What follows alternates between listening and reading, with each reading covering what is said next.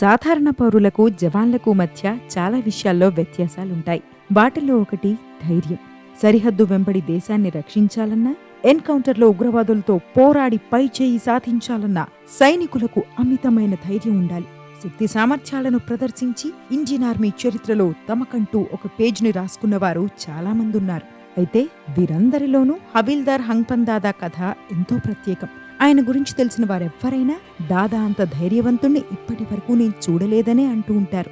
వారి మాటలు అబద్ధాలు కావని, ఎగ్జాజరేషన్ అసలే కాదని, హవిల్దార్ హంగ్పన్ దాదా చివరి ఆపరేషన్ని, దేశ సేవలో భాగంగా ఆయన ప్రాణత్యాగం చేసిన విధానాన్ని చూస్తే అర్థమైపోతుంది. ప్రాణం శరీరాన్ని విడిచి వెళ్లిపోతున్నా తన తుపాకీతో తూటాల మోత మోగించి ఉగ్రవాదిని గాయపరిచిన తర్వాతే మృత్యువును స్వీకరించిన ఓ అసమాన యోధుడి కథ ఇది. శివరోర్, రాహుల్ సింగ్లు రాసిన ఇండియాస్ మోస్ట్ ఫియర్లెస్ వన్లోని రియల్ లైఫ్ స్టోరీని, ఆ రియల్ లైఫ్ హీరోని తెలుసుకుందాం రండి.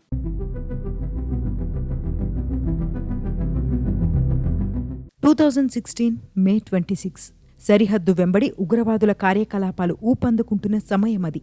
భారీ ఆయుధాలతో కూడిన ఓ ఉగ్రవాదుల బృందం పీఓకేలోని లీపా వ్యాలీని దాటి ఎల్ఓసి వైపు కదిలారు. వాస్తవానికి ఎల్ఓసి వెంబడి పటిష్ట బందోబస్తుంటుంది. భారీ స్థాయిలో బలగాలను మోహరించడంతో పాటు కోట్ల రూపాయలు ఖర్చు చేసి పాకిస్తాన్తో సరిహద్దు దగ్గర ఫెన్స్లు ఏర్పాటు చేసింది భారత ప్రభుత్వం. కానీ భారీ మంచు కారణంగా కొన్ని చోట్ల అవి దెబ్బతింటాయి.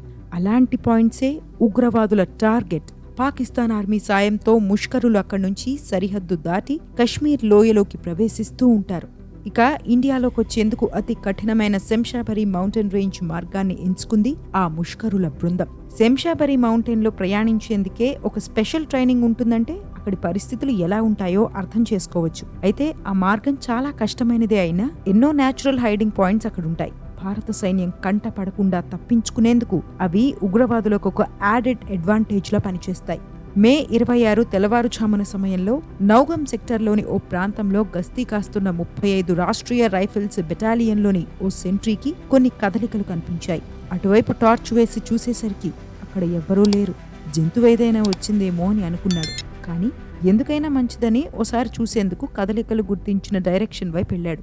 అక్కడున్న మంచుపై మనుషుల ఫుట్ ప్రింట్స్ కనిపించాయి. ఆ సెంట్రీ వెంటనే అలర్ట్ అయ్యాడు. కానీ ఉగ్రవాదులు తనను చూస్తూ ఉంటారని గ్రహించిన ఆ జవాను ఏమీ చూడనట్టుగా నిదానంగా నడుచుకుని వెనక్కెళ్లిపోయాడు. తన క్యాంప్కు వెళ్లిన వెంటనే రేడియో సెట్ ద్వారా మేజర్ అమృత్ రాజ్కు సమాచారం అందించాడు. శంషాబరి రేంజ్ దాటి ఉగ్రవాదులు ఇటువైపు వచ్చారు, ఎంతమంది ఉన్నారో తెలీదు అని మేజర్కి చెప్పాడా సెంట్రీ. మేజర్ రాజ్ కూడా వెంటనే అలర్ట్ అయ్యాడు. ఉగ్రవాదులు సరిహద్దు దాటి వచ్చారని శంషాబరి పర్వతం దగ్గరున్న సాబు పోస్ట్లోని 35 రాష్ట్రీయ రైఫిల్స్ బృందానికి సమాచారం అందించాడు. ఆ తర్వాత ఆపరేషన్ సైట్కి బయలుదేరాడు. అక్కడి నుంచి ఒక గంట జర్నీ ఉంటుంది. అప్పటి వరకు ఉగ్రవాదులను జవాన్లు సమర్థంగా ఎదుర్కొంటారని మేజర్ రాజ్కి తెలుసు. మరీ ముఖ్యంగా సాబు పోస్ట్లో ఓ సైనికుడున్నాడని, అతను రంగంలోకి దిగితే ఎంతటి కష్టమైనా ప్రాణాలు పణంగా పెట్టైనా ముష్కరుల నుంచి దేశాన్ని రక్షిస్తాడని మేజర్కి తెలుసు. ఆ జవాన్ పేరు హవిల్దార్ హంగ్పన్ దాదా. మే 26న జరిగిన ఆపరేషన్ తర్వాత అతని ధైర్య సాహసాల గురించి యావత్ భారతదేశం మాట్లాడుకుంది. సాబు పోస్ట్లో ఆపరేషన్కు 10 మంది జవాన్లు సన్నద్ధమయ్యారు. వారికి హెడ్ మన హవిల్దార్ హంగ్పన్ దాదా. ఎంతమంది ఉగ్రవాదులున్నారో తెలీదు. 2 ఉండొచ్చు, లేదా 4 ఉండొచ్చు, 8 మంది కూడా ఉండొచ్చు. మీరు వెంటనే వెళ్ళండి, ఇండియన్ ఆర్మీ సత్తా ఏంటో ఉగ్రవాదులకు చూపించండి అని అక్కడే ఉన్న ఓ అధికారి హవిల్దార్ హంగ్పన్ బృందానికి చెప్పాడు. శంషాబరిలో ఉండే ఎత్తైన పర్వతాలపై కొన్ని భద్రతాపరమైన పోస్టులుంటాయి. వాటి కింద ఇంకొన్ని ఉంటాయి. వీటిలో ఒకటి ఈ సాబు పోస్ట్. అధికారిచ్చిన టిప్స్తో హవిల్దార్ హంగ్పన్ తన టీంతో సాబు పోస్ట్ నుంచి బయలుదేరాడు. కొంత దూరం ప్రయాణించాక తన తోటి జవాన్లను ఉద్దేశించి మాట్లాడాడు దాదా. ఉగ్రవాదులు మన పోస్ట్ వరకు వచ్చారు. ఇక్కడి నుంచి వారిని ముందుకు వెళ్లనివ్వకూడదు. ఎంతమందున్నా వాళ్ళందరినీ అక్కడే ఫినిష్ చేద్దామని చెప్పి తన AK-47ని మరింత బలంగా పట్టుకున్నాడు. హవిల్దార్ హంగ్పన్ నుంచి ఆర్డర్స్ తీసుకోవడం ఆ జవాన్లకు కొత్త విషయమేమీ కాదు. 16 ఏళ్ల పాటు సైనికుడిగా పనిచేసిన దాదా మాటలపై వారికి నమ్మకం ఎక్కువే. ఫీల్డ్లో దాదా ధైర్య సాహసాలను వారు అప్పటికే ఎన్నోసార్లు కళ్ళారా చూశారు. అలాంటో వ్యక్తి తమని లీడ్ చేస్తున్నాడన్న ధైర్యంతో ముందడుగు వేశారు సైనికులు. సాబు పోస్ట్ నుంచి కొంత దూరం ప్రయాణించాక పర్వతం పైన ఉన్న పోస్ట్తో కోఆర్డినేషన్ కుదిరింది. ఆ సమయంలో ఉగ్రవాదులున్న ఎగ్జాక్ట్ లొకేషన్ జవాన్లకు తెలియదు. పైనున్న పోస్ట్లోని అధికారులు కాల్పులు జరిపితే టెర్రరిస్టులు భయంతో కింద వైపు పరుగులు తీస్తారని, అప్పుడు వారిని చంపొచ్చని ప్లాన్ వేశారు. హవిల్దార్ హంగ్పన్ తన జవాన్లను అలర్ట్ చేశాడు. తాను కూడా ఒక రాయికి సమీపంలో తన AK-47ని పట్టుకుని పొజిషన్ తీసుకున్నాడు.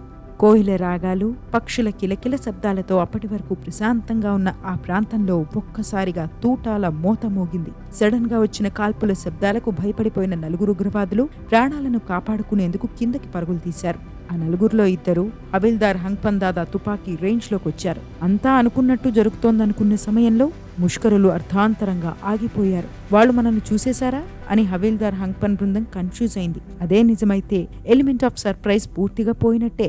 తాము వెళుతున్న డైరెక్షన్లో సైనికులున్నారని గ్రహించిన ఉగ్రవాదులు 2గా విడిపోయి చేతుల్లో ఉన్న ఆయుధాలకు పని చెప్పారు. తాజా పరిస్థితి హవిల్దార్ హంగ్పన్కి పూర్తిగా అర్థమైంది. ఉగ్రవాదులు ఇంకొంచెం ముందుకొస్తే తన తోటి జవాన్లకే ప్రమాదమని గ్రహించాడు. తన మైండ్లో మెంటల్గా ఫిక్స్ అయ్యాడు.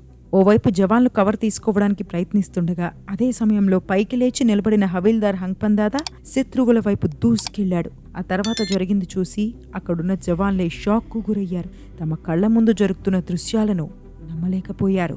ఉగ్రవాదులపై హవిల్దార్ హంగ్పన్ దాదా దండయాత్ర మొదలైంది. చిరుతపులి వేగంతో దూసుకెళ్లిన హవిల్దార్ హంగ్పన్ తన తుపాకీకి పని చెప్పాడు. 2 ఉగ్రవాదుల శరీరంలోకి దాదాపు 30 బుల్లెట్లు దింపాడు. ఆ ముష్కరులు రక్తం కక్కుకుని వెంటనే చనిపోయారు. అది చూసిన మరో 2 ముష్కరులకు వెన్నులో వణుకు పుట్టింది. వెంటనే కవర్ తీసుకున్నారు. మరోవైపు ఎలాంటి రక్షణ లేకుండా శత్రువులతో పోరాడుతున్న తమ లీడర్ని చూసిన జవాన్ల మనసులో ఏదో ఆందోళన. ప్రాణాలను కూడా లెక్క చేయకుండా ముందుకెళ్తున్నాడు, ఏదన్నా జరిగితే అని వాళ్ళు భయపడ్డారు. కానీ హవిల్దార్ హంగ్పన్ డిక్షనరీలో భయమన్న పదానికి చోటే లేదు. చిన్నప్పటి నుంచి ఆయనంతే. అరుణాచల్ ప్రదేశ్లోని ఓ గ్రామంలో పుట్టిన హవిల్దార్ హంగ్పన్ చిన్న వయసులోనే తన ధైర్య సాహసాలతో అక్కడి వారిని ఆశ్చర్యపరిచాడు. ఆయన స్కూల్లో ఉండగా తోటి విద్యార్థి ఆ పక్కనే ఉన్న నదిలో పడిపోయాడు. అది చూసిన హవిల్దార్ హంగ్పన్ ప్రాణాలకు తెగించి అతన్ని కాపాడాడు. 1997లో ఆర్మీలో చేరడానికి కొన్ని రోజుల ముందు లోయలో పడిపోయిన ఓ బస్సు నుంచి వీరోచితంగా కొంతమంది ప్రయాణికులను రక్షించాడు. ఇక సైన్యంలో చేరిన తర్వాత ఇలాంటి సంఘటనలు లెక్కలేనని జరిగాయి. హవిల్దార్ హంగ్పన్ను చూసి ఆర్మీ అధికారులు శభాష్ అనేవారు. సమస్యలొస్తే ఎదురెళ్లి పోరాడే స్వభావం హవిల్దార్ హంగ్పన్ది. 2 ఉగ్రవాదులను చంపిన ఆయన పనిని పూర్తి చేయాలని మిగిలిన 2 వైపు కదిలాడు. అప్పటి వరకు బండరాయిని కవర్గా తీసుకుంటూ దాదా కదలికలను చూసిన ఓ ముష్కరుడు బయటకొచ్చి కాల్పులు జరిపాడు. అది చూసిన హవిల్దార్ హంగ్పన్ మెరుపు వేగంతో బుల్లెట్ తూటాల నుంచి తనని తాను రక్షించుకుని అంతే వేగంతో ఆ టెర్రరిస్ట్ దగ్గరికి దూసుకెళ్లాడు. మిలిటరీ కమాండో టెక్నిక్స్, మౌంటైన్ వార్ఫేర్లో తనకున్న నైపుణ్యాన్ని చూపిస్తూ అతని మెడను విరిచాడు. 3వ ముష్కరుడు కూడా ప్రాణాలు పోగొట్టుకుని నేల మీద పడిపోయాడు. సరిగ్గా అదే సమయంలో వీరోచితంగా పోరాడుతున్న హవిల్దార్ వైపు తన స్నైపర్తో ఒక బుల్లెట్ వదిలాడు 4వ ఉగ్రవాది. అది హవిల్దార్ హంగ్పన్ దాదా మెడలోకి దూసుకెళ్లింది. దాదా నేల కురిగాడు. ఆయన శరీరంలో నుంచి ప్రాణం నిదానంగా బయటకు వెళ్ళిపోతున్న వేళ ఆ ప్రాంతంలో నిశ్శబ్దం అలుముకుంది. కొన్ని క్షణాల తర్వాత మళ్లీ కాల్పుల మోత మోగింది. జీవితం చివరి దశ వరకు చేరుకుందని తెలిసినా తన పనిని పూర్తి చేయాలన్న లక్ష్యంతో నేల మీద పడుండగానే తన చేతిలో ఉన్న AK-47ని కాల్చాడు హవిల్దార్ హంగ్పన్. మ్యాగజైన్ మొత్తాన్ని ఖాళీ చేసి తుది శ్వాస విడిచాడు. ఆ తూటాలు మిగిలిన ఆ ఒక్క ఉగ్రవాది శరీరంలోకి దూసుకెళ్లాయి. అతను గాయపడ్డాడు. అప్పుడు సమయం ఉదయం 9:45. సరిగ్గా అదే సమయానికి మేజర్ రాజ్ కూడా ఆ ప్రాంతానికి చేరుకున్నాడు. విగత జీవిగా పడి ఉన్న హవిల్దార్ హంగ్పన్ని చూసి దిగ్భ్రాంతికి గురయ్యాడు. కానీ 4వ ఉగ్రవాది ఇంకా బతికే ఉండటంతో హవిల్దార్ దగ్గరికి వెళ్లలేకపోయారు ఇతర జవాన్లు. తమ ప్రియమైన లీడర్ ఇక లేడన్న బాధను దిగమింగుకుని ఆయన చూపించిన ధైర్య సాహసాలను గుర్తు తెచ్చుకుని హవిల్దార్ మొదలుపెట్టిన పనిని పూర్తి చేసేందుకు ముందడుగు వేశారు. చివరికి సాయంత్రం 4:45 సమయంలో 4వ ఉగ్రవాదిని మట్టుబెట్టారు.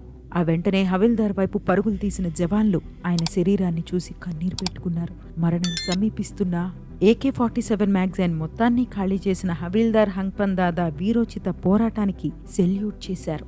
2016 మే 26న చేపట్టిన ఆపరేషన్ సక్సెస్ అయింది. కానీ ఆ రోజు రాత్రి ఎవరూ ప్రశాంతంగా పడుకోలేదు.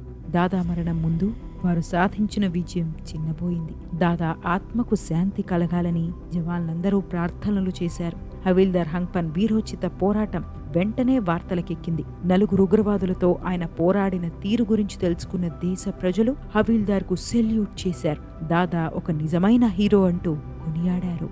ఒక సైనికుడు గురించి చెబుతున్నప్పుడు అతని కుటుంబాన్ని ప్రస్తావించకపోతే ఆ కథ సంపూర్ణమవ్వదు. హవిల్దార్ హంగ్పన్ భార్య పేరు చాసన్ లోవాంగ్. వారికి 2 పిల్లలు. హవిల్దార్ హంగ్పన్ మరణం నాటికి వారి వయస్సు 9, 6. తన చివరి ఆపరేషన్కి కొన్ని నెలల ముందు ఇంటికి వెళ్ళాడు హవిల్దార్ హంగ్పన్. భార్యకు కొత్త చీర, బ్లేజర్ కొనిచ్చాడు. ఈ చీరలో నువ్వు చాలా అందంగా ఉంటావని అన్నాడు. ఆపరేషన్ ముందు రోజు రాత్రి కూడా తన భార్యతో మాట్లాడాడు హవిల్దార్ హంగ్పన్. ఆ రాత్రి మా మధ్య జరిగిన సంభాషణని నేను ఎప్పటికీ మర్చిపోలేను. పిల్లలు భోజనం చేశారా అని అడిగాడు. క్రిస్మస్కి నన్ను పిల్లలను కోల్కతా తీసుకెళ్తానని చెప్పాడు. కానీ అవే చివరి మాటలవుతాయని నాకు తెలీదు. ఇంకొంచెం సేపు మాట్లాడి ఉండేదని అనిపిస్తోంది అని చాసన్ చెప్పుకొచ్చింది. కొన్ని రోజుల తర్వాత హవిల్దార్ హంగ్పన్ దాదాను అశోక చక్రతో సత్కరించింది భారత ప్రభుత్వం. 2017 రిపబ్లిక్ డే పరేడ్లో అప్పటి రాష్ట్రపతి ప్రణబ్ ముఖర్జీ చేతుల మీదుగా అశోక చక్రాను స్వీకరించింది చాసన్. గుండె పగిలిపోయేలా ఏడవాలనిపించింది.